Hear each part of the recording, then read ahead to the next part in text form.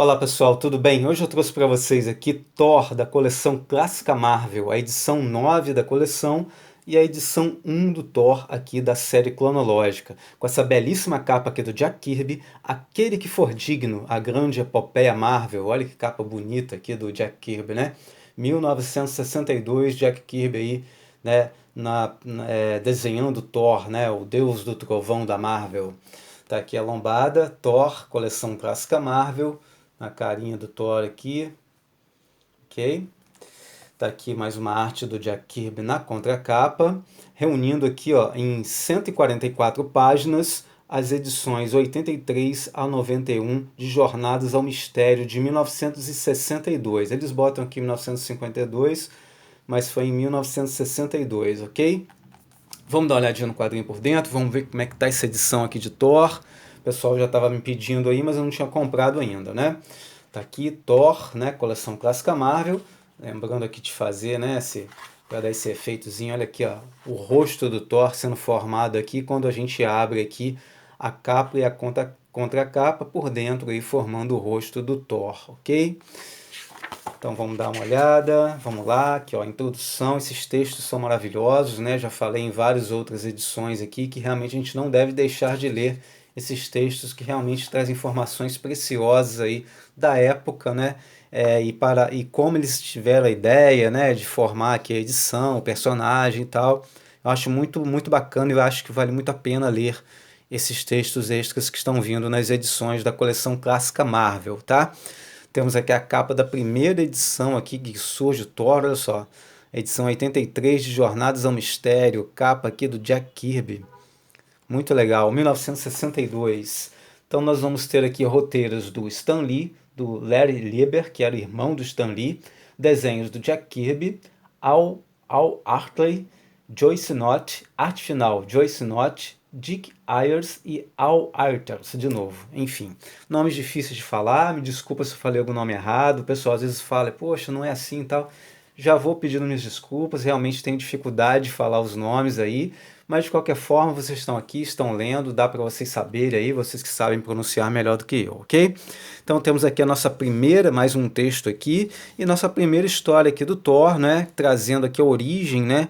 De como o doutor Don Blake, né, acaba se tornando aqui o Thor, ele está fazendo uma visita aqui à Noruega, e a Terra está sendo invadida aqui, né, por esses seres, esses homens de pedra, esses seres de pedras aqui de Saturno, né? Eles estão pensando aqui em invadir a Terra e aí acabam avistando ali o doutor Don Blake ali, né? Que ele tem deficiência, ele anda com uma bengala e ao fugir ele acaba entrando numa caverna e ao entrar nesta caverna ali, né? Ele acaba encontrando aqui essa espécie de cajado, né? Aqui, e aí ele então pega esse cajado, né? Ali para se apoiar, afinal de contas ele perdeu a sua bengala ali, e ele então se vendo ali na impossibilidade de conseguir fugir, né?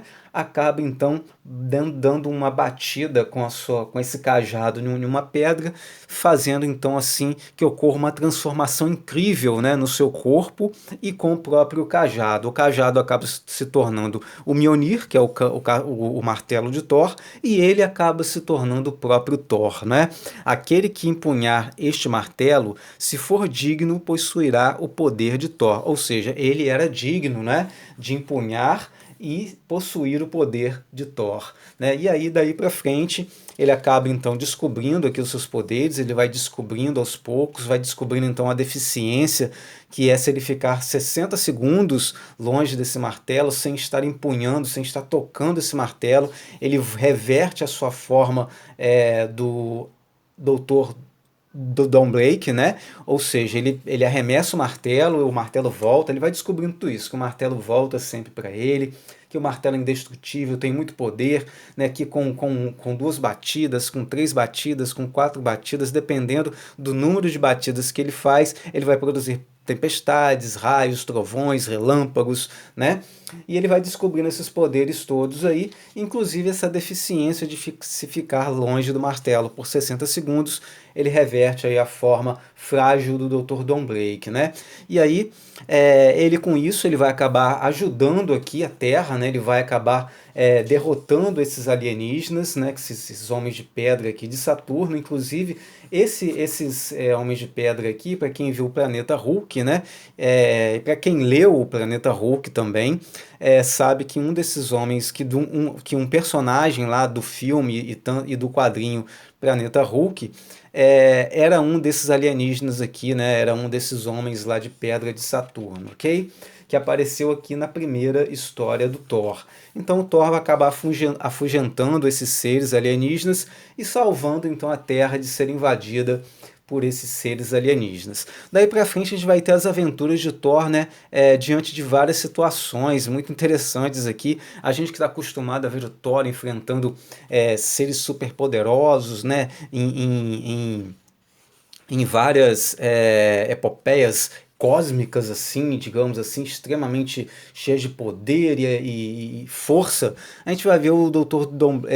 Don Blake e o Thor aqui enfrentando muitas vezes forças não tão poderosas assim, como na época, né, se falava muito em comunismo, né, então ele vai estar enfrentando aqui comunistas, né, pessoas que faziam parte desse eixo comunista na época, ali, enfrentando gangster, né, que na época ainda existiam esses gangsters, esses mafiosos, então ele vai estar enfrentando mafiosos ali, e nem sempre vai estar enfrentando aqui uma figura extremamente poderosa, né, e isso aí a gente vai vendo essa convivência do Dr. Don Blake com essa sua outra identidade agora, né, secreta, que é Thor. Nós vamos ver aqui o surgimento de Loki, ó, nessa terceira edição após o surgimento do Thor.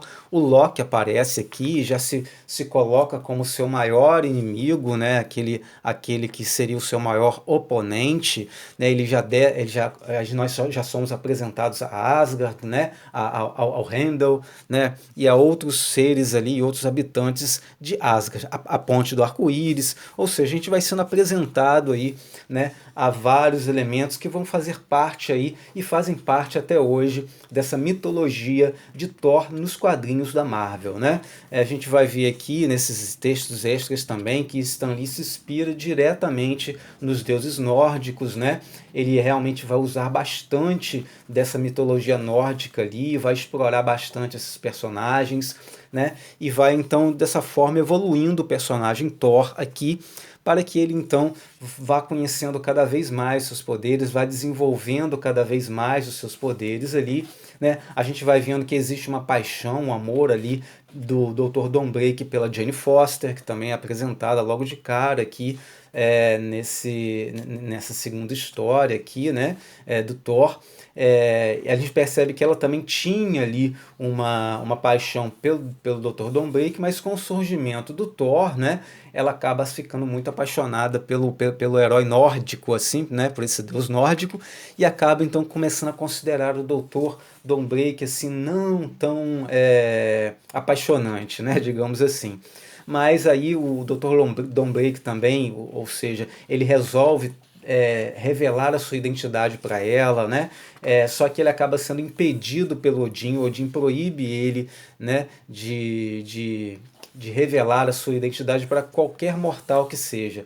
Dessa forma, então, ele fica preso nesse dilema aí, né, de amar uma mulher, mas que ama, que ele percebe estar apaixonado ali por Thor, né? E ele sendo esse Thor, sendo esse homem, sendo esse ser que ela é apaixonada e deseja, né? E ao mesmo tempo não podendo revelar que ele é esse homem, né? Que ele é esse Thor de quem a Jane Foster é apaixonada. E a gente vai vendo aqui o Thor se envolvendo em várias situações. Vocês estão vendo a arte aí, né? É uma arte realmente daquela época, mas que, né, não prejudica em nada. É uma arte que a gente já está acostumado a ver. Afinal de contas, são muitas republicações que estão acontecendo desse período aqui. Então esse tipo de arte aqui já não é uma arte estranha para a gente, né? A gente já está habituado a ver essa arte mais antiga aqui do Jack Kirby, entre outros desenhistas, e a gente vai vendo aqui as travessuras de Thor aqui tentando derrotar as travessuras de Loki, né, tentando aqui derrotar o Thor, né,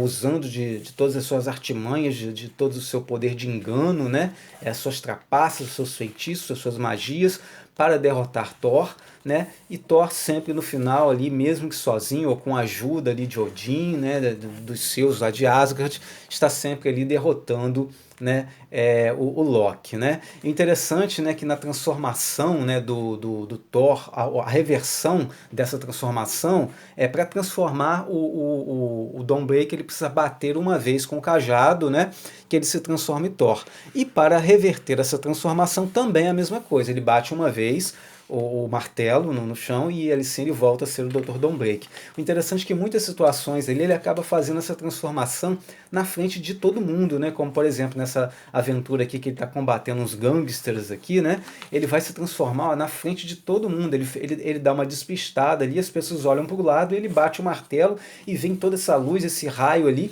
e quando eles olham não está mais lá o Dr. Dawnbreaker, mas está o Thor. E aí eles perguntam o que aconteceu com o Dr. Dawnbreaker. Aí o Thor responde, não, ele se escondeu, ele fez isso, ele fez aquilo outro, e eu estou aqui agora. E as pessoas nem sequer desconfiam, né, que poderia ser a mesma pessoa. Ou seja, é uma época realmente muito inocente, uma época de muita ingenuidade, né? Mas foi dessa época aqui que vieram todas essas aventuras e todos esses heróis que a gente gosta tanto, que a gente aprecia tanto até hoje, né? A gente está vendo aqui o surgimento de alguns seres um pouco mais, né, poderosos, porque eu acho que o Stan Lee sentiu essa necessidade do Thor não enfrentar somente comunistas, exércitos ou gangsters, mas de vez em quando enfrentar algum ser, né, mais poderoso, e aí ele traz alienígenas novamente, ele traz seres de outros planetas, invasões, né, fazendo com que então o Thor enfrente alguém de mais poder, obviamente além do Loki, né? Essa coisa de comunismo, né, de alienígenas, é uma coisa que povoava muito a mente das pessoas na época. Então eles traziam muito isso, né? Essa coisa do comunismo, essa coisa dos alienígenas, essa coisa também de elementos nucleares, né, radioativos, enfim. Mas o Thor, né, talvez por ser um ser mitológico aqui, também por ter aqui o Loki, né, como o seu maior inimigo, que usa de magia, de feitiçaria, também o Thor acaba enfrentando outros elementos aqui, como esse Sandu, por exemplo, que já era alguém que tinha certos poderes ali mágicos, mas que teve seus poderes ampliados por Loki para que ele pudesse, então, de alguma forma, derrotar Thor, mesmo estando preso lá em Asgard. A gente vai ver várias vezes aqui o Thor derrotando o Loki, né, e Loki sendo aprisionado, mas mesmo lá aprisionado, ele tenta de todas as formas derrotar o irmão, né? A gente vai vendo aqui, a gente vê aqui que essa rixa, né, essa mágoa, esse rancor, esse ódio de Loki, né, por Thor aqui, ele já vem desde os primeiros momentos, né, desde os primórdios do personagem, né? E aqui nós temos alguns esboços aqui do próprio Jack Kirby, tanto de capa como do quadrinho, né? Tá aqui a primeira história aqui sendo desenhada, né? Tá aqui a arte, né, em preto e branco. Temos aqui alguns anúncios também da época, olha que interessante, né? Anunciando aqui o Homem-Aranha, o Homem de Ferro, o Tocha Humano, o Homem-Formiga, né? Muito legal, olha só, mais anúncios aqui. Essas são capas de uma revista, né? Que é Tiras Marvel, né? Que tinha na época, custava 25 centavos de dólar, que trazia vários personagens, era como se fosse um compilado, né? Uma revista um pouco mais cara, que trazia um compilado aí de histórias e de personagens, né? Super Leitores Marvel, e aqui, mais uma vez, tá, pelo visto em todas, né, estão tendo isso aqui, que é o compilado de edições que estão para vir aí, para a gente ter um certo controle, ok? E assim terminou aqui a edição do Thor, a edição número 1 do Thor e a edição 9 da coleção clássica Marvel, tá? Então, pessoal, obrigado por assistirem, espero que tenham gostado. Um grande abraço aí e fiquem com Deus.